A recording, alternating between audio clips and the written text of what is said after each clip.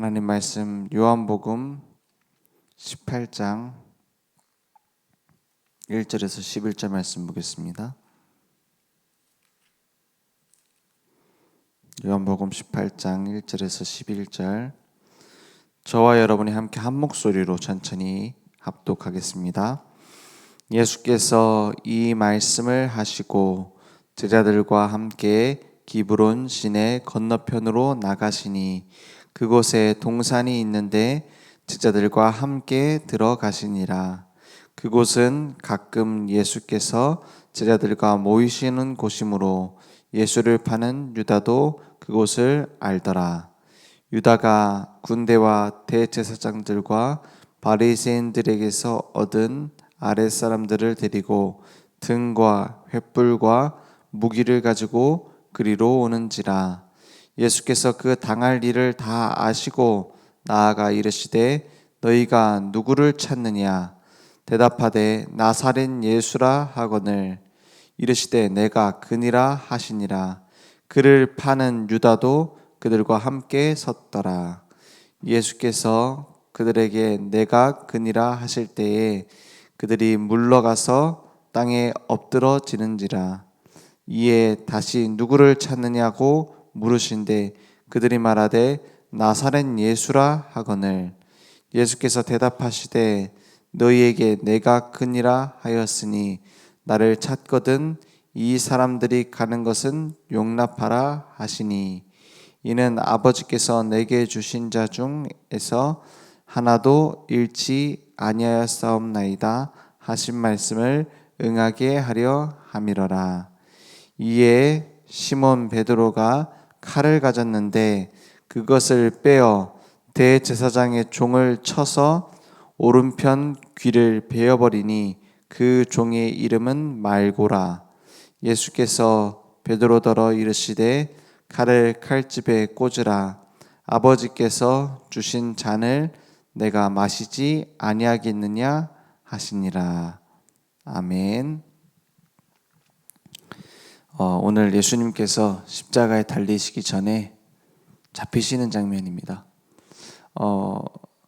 이번 주 말씀 통해서 우리 결정적 순간에 어떤 믿음의 눈을 가지고 볼 것이냐 이것을 확인해야겠습니다. 영안이 열린다면 보일 겁니다. 예수님께서 지시는 그 십자가가 승리의 시작이라는 것을. 영안이 안 열린 사람은 눈에 보이는 것만 보이는 사람은 지금 어떤 상황입니까? 지금 끔찍하고 심각한 상황입니다. 예수님과 함께 다녔던 제자들, 예수님과 동행하면서 많은 기적도 보고 능력도 보고 체험도 했습니다. 그런데 결정적인 순간에 무슨 생각할 수밖에 없어요? 예수님이 죽으시면, 예수님이 잡히시면 우리도 같이 잡힐 수 있는 거예요. 그죠? 예수님도 그걸 아시고 뭐라고 하시죠? 너희에게 내가 그니라 하였으니 나를 찾거든 이 사람들이 가는 것은 용납하라 이랬어요. 그죠? 예수님이 십자가에 달릴 때 베드로가 3번 부인했던 이유가 있습니다. 이 선동된 군중만큼 무서운 게 없어요.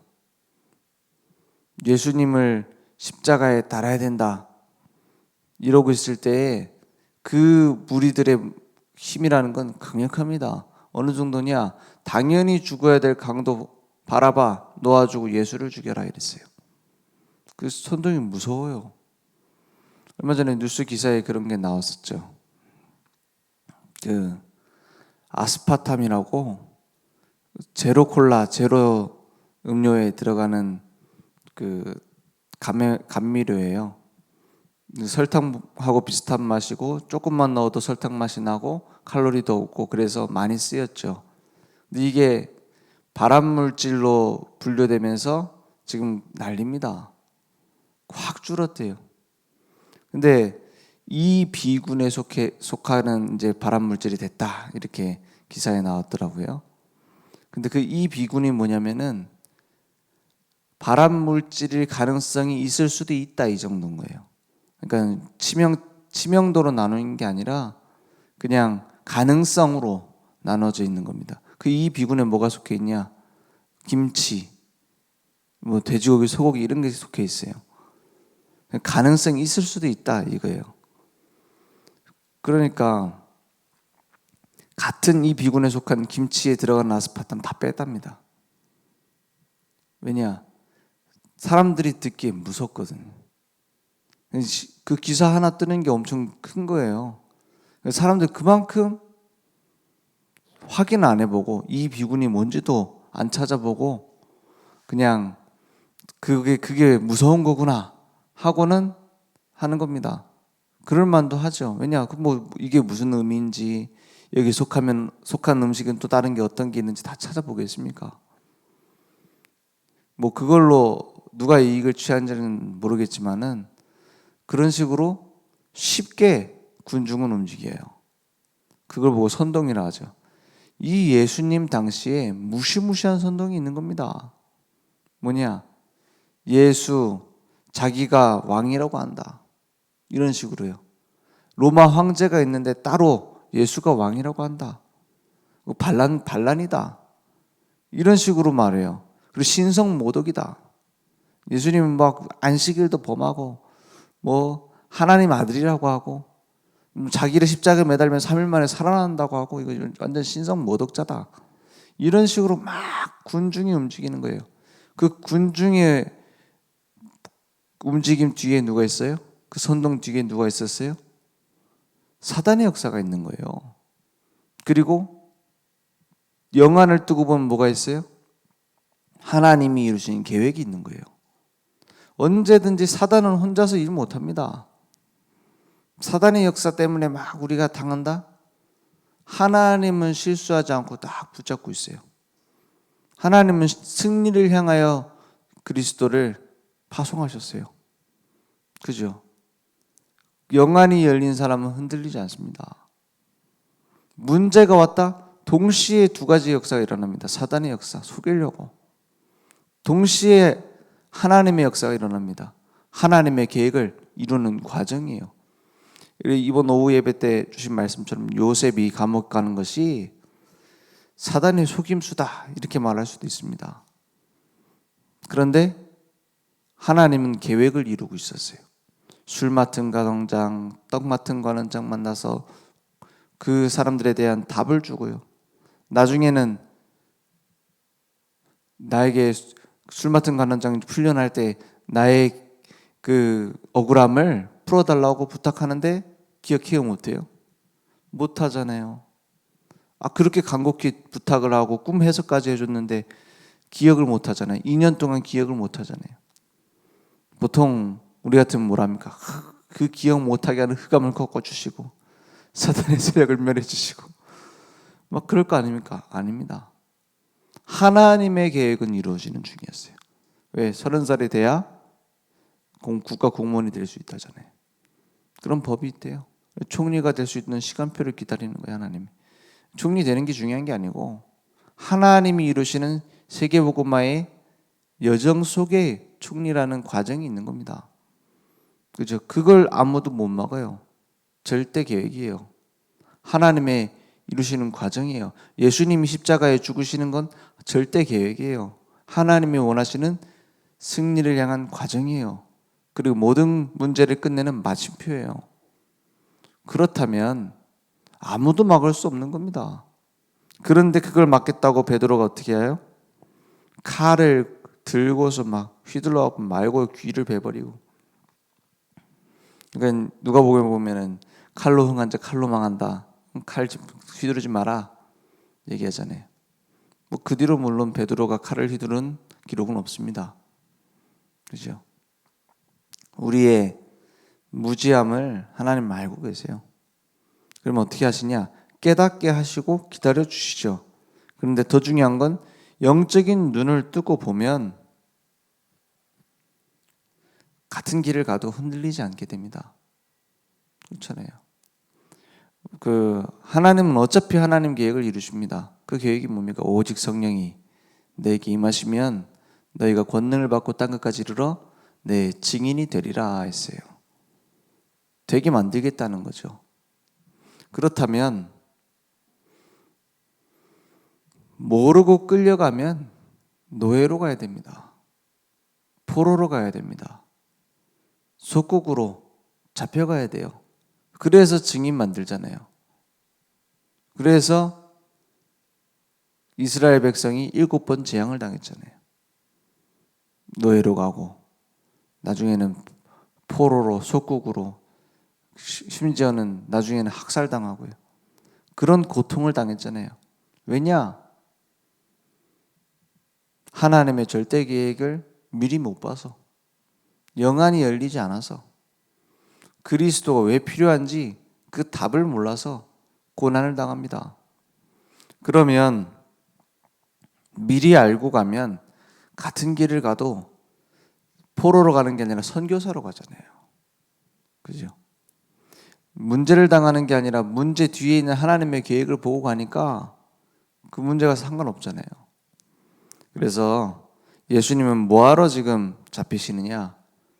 요한복음 19장 30절 다 이루었다. 그 길을 향하여 가시는 거예요. 하나님을 떠나서 마귀의 권세에 붙잡혀 있던 곳에서 내가 원하는 대로 삽니까? 아니에요. 불신자는 원하는 대로 삽니까? 하나님 안 믿으면 원하는 대로 내가 주인 돼서 삽니까? 그건 못 가요. 내 마음대로 못 가요. 누가 갑니까? 귀신이 뒤에서 다 끌고 가는데 끌려가잖아요. 그래서 운명 사주 팔자라고 하잖아요. 아이고 내 팔자야 그러잖아요. 예수 믿는 사람은 아이고 내 팔자야 할 거 없어요. 팔자 끝났잖아요. 그리스도께서 십자가의 죽으심으로 우리에 대한 자기의 사랑을 확증하였습니다. 언제요? 우리가 아직 죄인 되었을 때. 그리스도께서 우리의 모든 문제를 끝내고 죄, 지옥, 사단의 권세를 끝내고 이제는 임무를 완료하시고 우리를 구원하신 겁니다. 내가 해야 될 게 없어요. 그게 거짓말이에요. 내가 해야 될 게 없어요. 왜냐? 다 끝냈으니까요. 아니 그러면 이제 직장도 안 가고 교회 생활도 안 하고 헌신 봉사도 안 하고 그러면 되겠네요. 그 말이 아닙니다. 다 끝냈다라는 말은 내 근본 문제를 다 끝냈다라는 것이고 앞으로 있을 모든 문제도 다 끝냈단 말이에요. 그러면 우리는 그 속에서 새로운 시작을 해야 됩니다. 그 시작이 뭐냐? 이제는 하나님과 함께하는 교제의 삶, 예배의 삶입니다. 그냥 예배 드려야 된다 이 말이 아니에요. 하나님이 나의 주인 되어지는 삶, 그리스도가 내 인생을 끌고 가는 삶이 내게 준비되어 있어요. 아니 그러면은 그게 어떻게 자유입니까? 맨날 교회 와야 되고 물고기가 물에 있는 것이 답답하다고 나가면 죽습니다. 그죠? 나무가 자유를 얻겠다고 땅에서 뿌리 뽑으면 어떻게 돼요? 죽는 거예요. 하나님과 함께하는 그것이 자유예요. 그죠? 우리를 위해 죽기까지 사랑하신 그분의 사랑 속에 들어가는 것이 생명입니다. 그죠? 하나님과 함께하는 예배의 삶. 그러면 말씀이 나를 이끌어 갑니다. 내 생각, 마음, 영혼, 삶에 하나님의 말씀이 체험되어져요. 그러면 저절로 기도는 되어집니다. 하나님의 계획이 보입니다. 그래서 그때부터 일어나는 게 치유예요. 막 치유받아야 된다. 고쳐야 된다. 그거는 이제 사단이 하는 그 무당이 하는 방법랑 똑같은 거죠. 그렇지 않습니까? 수준이 똑같아요. 우리는 뭡니까? 다 끝났다라는 데서 시작하는 거예요. 모든 종교는 내가 이루기 위해서 몸부림치는 겁니다. 하나님 만나기 위해서, 내 이 선을 이루기 위해서. 복음은 다 끝내신 그리스도를 나의 주인으로 모시는 겁니다. 그분이 그러면 내 인생을 끌고 가시는 거예요. 하나가 다릅니다. 시작점.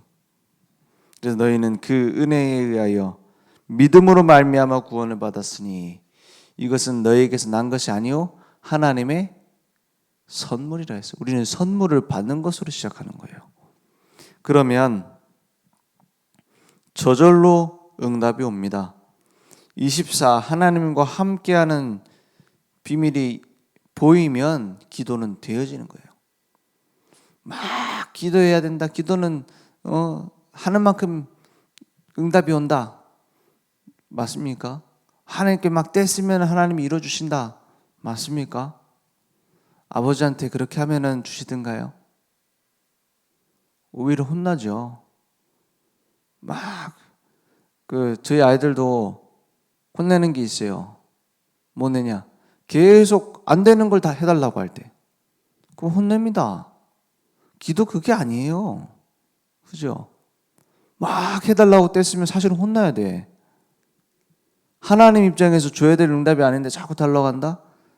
그러면 처음에는 타이르겠죠. 아니면 다른 걸 주겠죠. 근데 그런데도 불구하고 계속 달라 한다? 그러면 이제 혼내는 겁니다. 네가 하나님 하든가 이러겠죠, 하나님. 그럴 거 아닙니까? 우리 아버지 하나님인데 그렇잖아요. 그러면 바로 잡아주실 때 바로 잡혀야 됩니다. 기도는 할수록 이익이라는 것은 기도할수록 깨닫게 돼요. 사실은 이게 하나님 뜻 아니라는 걸. 하나님 바꿔주시죠. 바꿔주신 하나님 계획 따라가면 됩니다. 가면 갈수록 쉬워져요. 그러니까 사실은 기도 안 하고 받는 게 응답이라니까요. 자식이 똑바로 자기가 할 거 하고 아버지와 방향을 맞춰서 하는데 뭐 기도 안 해도 줘야 되는 거 아닙니까? 그게 응답 아닙니까? 그래서 우리는 하나님이 원하시는 것이 무엇일까 이거 찾아야 돼요. 어디 있든지. 하나님이 내게 주시려고 하는 게 무엇이냐? 하나님이 내게 주시려는 게 뭡니까? 그리스도. 그 언약 속에 들어가는 겁니다. 모든 문제 다 끝내셨다라는 그 속에 들어가는 거예요. 그리고 다 내 문제 모두 끝났으니 수고하고 무거운 짐진 자들아 다 내게로 오라. 내가 너희를 쉬게 하리라. 그리고 뭐랍니까? 쉬고 팡팡 놀아라 이럽니까? 내가 주는 멍에를 메라. 내가 주는 짐을 져라. 그 멍의 짐이 뭡니까? 하나님이 함께 하시는 예배의 삶, 그리스도의 증인이 되어지는 증인의 삶. 그것은 쉽고 가벼우니라. 왜냐? 주님이 함께 가시니까. 오늘 그 축복이 나의 모든 삶에 생활화 되어지면은 응답은 따라오게 되어 있습니다. 생활화가 뭡니까? 복음이 내게 생활화되는 거예요. 모든 걸 복음의 눈으로, 모든 걸 복음의 응답으로. 그럼 말씀이, 기도가, 전도가 생활화되어집니다. 사단은 지금도 빈틈을 노려서 공격을 해요. 어떤 부분을 공격하죠? 맨날 속는 그 약한 부분을 가지고 공격해서 넘어뜨리려고 해요. 사단은 언제나 똑같은 거 갖고 공격합니다. 근데 우리는 언제나 똑같은 거 갖고 넘어져요. 속아요. 그걸 반복할 수도 있다니까요. 그 내 힘으로 못 빠져나와요. 복음이 나의 생활 속에 적용되어질 때 오늘 그 응답이 나에게 먼저 시작되기 원합니다. 영적인 눈이 내게 열리면 보이죠. 그럼 영적인 눈은 어떻게 엽니까? 내 삶에 다 이루었다를 확인하면 돼요. 가면 갈수록 됩니다. 그래서 어떻게 보면은 내가 가진 방법, 내가 가진 생각 갖고 몸부림 치면 칠수록 손해예요. 나도 모르게 가지고 있는 내 색깔이 있거든요. 그걸 가지고 막 몸부림치잖아요.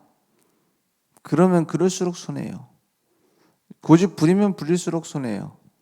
사실은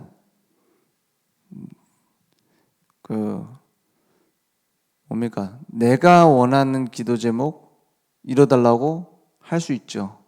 근데 어린 아이일수록 뭐가 세죠? 내가 원하는 대로 해줘야 된다는 게 강해요. 근데 어린 아이한테는 큰 응답은 주면 안 됩니다. 그렇죠? 똑같이 사랑하십니다. 하나님 자녀를. 하나님 자녀 똑같이 사랑해요. 공평하시죠. 그래서 응답은 똑같이 주면 안 돼요. 어린 아이 같은 자에게는 어린 아이에게 맞는 것을, 혹은 말 안 듣는 아이는 회초리를, 어른으로서 장성한 자에게는 장성한 자답게 많은 것을 맡기고 하나님 그렇게 하십니다. 오늘 응답받는 것이 아니라 응답받을 복음의 기초가 하나님 말씀에 방향 맞추는 내 인생의 집중이 회복되기 원합니다. 기도하겠습니다. 하나님 감사합니다. 오직 그리스도 우리를 위해 십자가에 다 이루신 줄 믿습니다. 우리에게 있는 결정적인 문제 앞에 이제는 영안이 열려 하나님의 계획을 미리 보는 응답이 회복될 수 있도록 역사해 주옵소서. 지금은 우리 주 예수 그리스도의 은혜와 하나님의 무한하신 사랑하심과 성령님의 내주 인도 역사 충만하신 은혜가 오늘 큰 문제 앞에 어려운 상황 앞에 다 이루신 그리스도로 새롭게 시작할 우리 모든 전도자들 머리 위에 온라인으로 모바일로 함께 예배드리며 이제 새로운 복음의 시작을 할 우리 늘 좋은 교회 현장 후대 위에 지금부터 영원토록 항상 함께 있을지어다. 아멘.